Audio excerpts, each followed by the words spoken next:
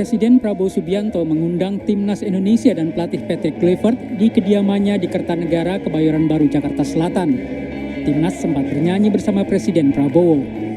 Terdengar lagu Gemu Famire mengalun, sementara Timnas yang kompak mengenakan jersey merah nampak asik berjoget. Presiden memberikan apresiasi khusus kepada para pemain Timnas usai mengalahkan Tiongkok. Kapten Timnas Jai Ijas menyebut para pemain merasa terhormat diundang ke kediaman Prabowo. Jai Ijas optimistis menang melawan Jepang di laga selanjutnya. Usai berhasil mengalahkan Tiongkok untuk kualifikasi masuk Piala Dunia 2026. To Japan, and we're going to focus on the last game because it's still important.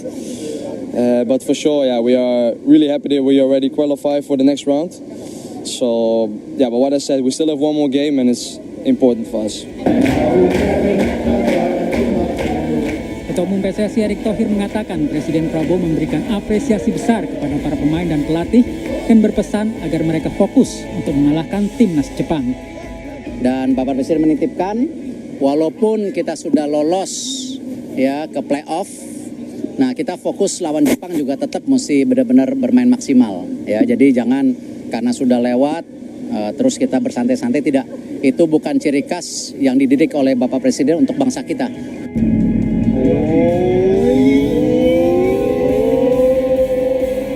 Usai bertemu Presiden, para pemain mendapat jam Rolex. Jam tangan tersebut diperlihatkan oleh salah satu punggawa Timnas Indonesia, Justin Hubner, dalam video singkat di akun resmi Instagramnya. Seluruh skuad Garuda kini bersiap menghadapi Jepang di laga terakhir Grup C, kualifikasi Piala Dunia 2026 zona Asia. Hasil positif akan makin melengkapi prestasi Timnas. Tim Liputan Kompas TV.